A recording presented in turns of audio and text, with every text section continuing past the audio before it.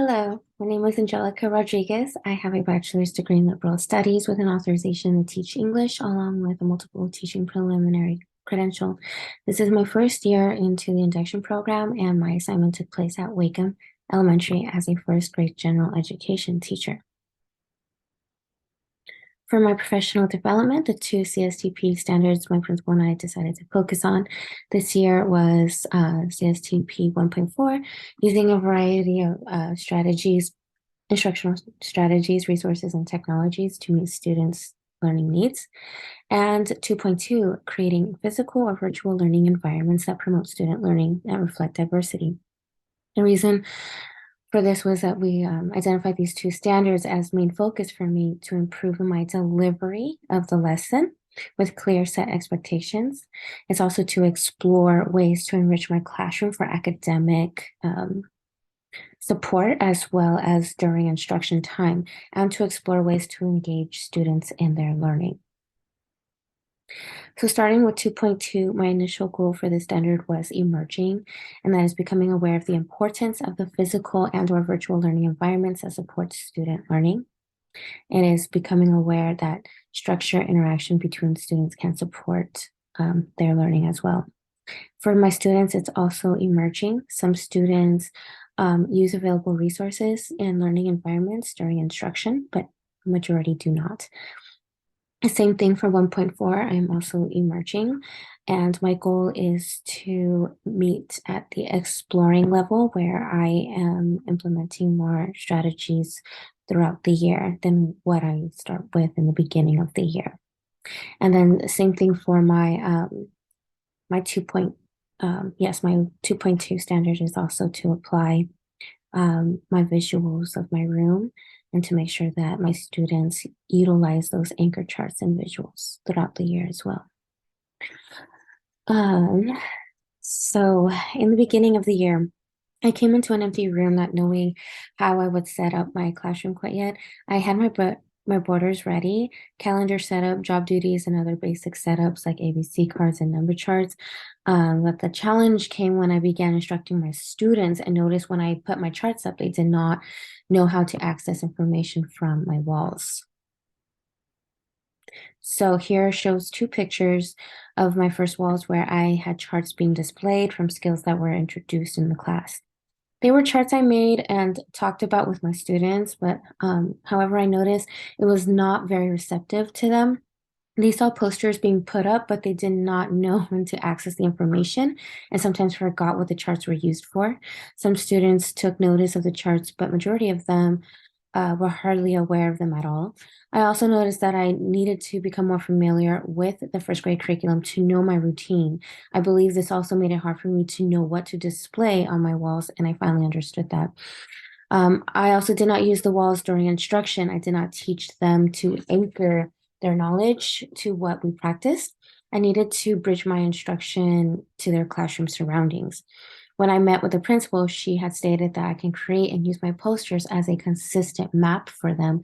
She gave me insight as to how I can approach my students with my posters, how to keep consistency with using them, to help my students retain what they are learning in the process of instruction, as well as during independent work and when reviewing the concept the next day or week.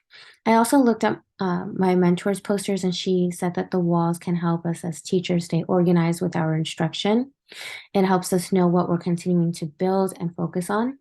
So from cycle 2, called Creating Learning Walls, I gathered information, resources, and planning to redo my entire room. Um, so on this slide, I found these resources from the document the principal had sent to all the staff, including me. I went to my grade level to analyze what important skill features teachers were displaying. I also observed other classrooms from my own school at Wakeham, as well as schools I visited during training and professional development. Another huge tool I used was my Reading Wonders Teacher Edition booklet. I use this to guide my organization for drafting out the layout of my walls. I took everything that was routine, consistent, daily, weekly, and foundational. So here, This is a layout I came up with for my phonics wall. It has everything guided from reading wonders such as essential question, structural analysis, grammar, vowel patterns, and high frequency words. My goal was to make the wall visually easy and clear for students to use and access when needed. And then I did the same thing for my reading wall. I took the routine and consistent exercises from the reading wonders to guide my layout. I displayed the essential question, genre, reading skill, and all the anthology readings for the unit, where students could consistently practice identifying title of the book, character, setting, and plot. These pictures show students using the walls by sticking post-it notes on the charts to provide answers. They know exactly where and when to look at the anchor charts tools when practicing their skills, either independently or within a group. The phonics wall shows the words in word sort categories. So students post their cards in the categories that fit the correct spelling patterns. They enjoy using these walls, and this layout has remained consistent throughout the year. All students use these visuals and they know exactly where to access information. So whenever there are phonics or reading lessons and I call on them to answer a question, they naturally use the wall to see if they can find information or clue to help them answer a question. Looking into my standard 1.4, for this cycle, this was the first one. And this was the start of the school year, the very start of the school year, where I was exploring various strategies that best fit the needs for my students. One of the first strategies I used was creating a fun ice cream chart, which would introduce main idea and details. This was one of their first reading skills, so I wanted to gain their interest by coming up with an ice cream chart for them to help me put together details and main idea. I wanted them to use their prior knowledge and of how we could put details about fun flavors they liked and how that creates the whole idea of what an ice cream is. So looking at the result, however, the problem was that this ice cream chart poster did not match the Wonders layout for main idea and details. As you can see, the format was opposite, and I learned that this easily confused students, so I needed to work on my build-up for the poster and come up with different approaches to teaching this skill. I felt that this lesson did not have enough substance for introducing the concept to my students. In the end of the lesson, some students were still not quite sure what main idea was when it came to reading stories. So therefore, the poster did not quite help students anchor their understanding of main idea and details to their reading. So then after spring break, no, not after spring break, winter break, months later, with my cycle, compare and contrast. This is where I started implementing a lot more strategies and approaches to help them understand their reading skill. I implemented new strategies such as doing a short clip video to introduce the skill. And this was an idea that my mentor helped me with, that it was a nice short engagement strategy for them to just easily grab attention towards. And then I also made sure the chart matched the reading wonders. It was consistent with the curriculum. My modeling skills, I pre-wrote answers on Post-it notes. This was from something I observed from Tosa, my Tosa Laura.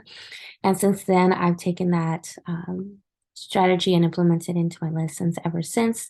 This really helps to keep wait time to a minimum for students, and it's been very successful.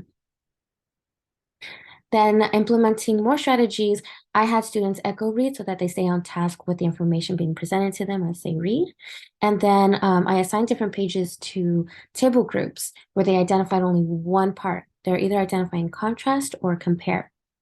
So I assigned one page assigned and they were to identify compare. That was two tables that could do that. The other two tables had to also be assigned a different page, and they were to identify contrast of what we use now and what they used to use back then. And so they found this very engaging because they had to write their answers on a Post-it note, and then they would post it onto the chart. And so this was the result of what they put on. Now, they kind of got confused between compare and contrast. Some of them accidentally put the ones in compare in the contrast, and then they put the contrast in the compare. So it was very confusing. And also, I did not title it compare and contrast on top. So I made that error. I did what I saw the book say was the title of the book, but I needed to add compare and contrast. So when my mentor and I spoke about it, we went back and I decided to write different, same, different, so they understand anything that's different from now and then goes outside. Everything that remained the same goes in the middle. So looking back, I feel that my standard for 1.4 instructional strategies that as I was emerging in the beginning of the year, I am definitely at the exploring stage. I feel like I've met that goal because I am using way more strategies than I used in the beginning of the year. I have definitely stretched my different ways of instructing my students. Same thing with 2.2. I am now applying. I'm at that stage where I feel comfortable adding more visuals. I'm adding more of my creativity now and my style to my classroom. So this is just a couple of ideas of showing my current growth and practices and what I've been doing now. I have my I do color, we do, and they do colors. We're using the walls continually. These are the ongoing reading charts we've been coming together with and working on. I developed my style of how I like to introduce these concepts to my kids. I'm also starting to do more group work where they're assigned different vocabulary cards where they have to define it, draw a picture of it, write a sentence about it, and they really love that. I'm also working on my math walls, doing sentence frames, having charts to remember their shapes, and they have their creativity on the side. Same thing with their time. I am also doing sentence frame for half hour and new hour. And then I'm also creating my visuals with words for my ELD students as well, just so that they understand the different time frames and what they mean. And this has benefited all students. Also, this is my writing wall where I am showing the process of what realistic fiction is, what it's expected, and how do we do it.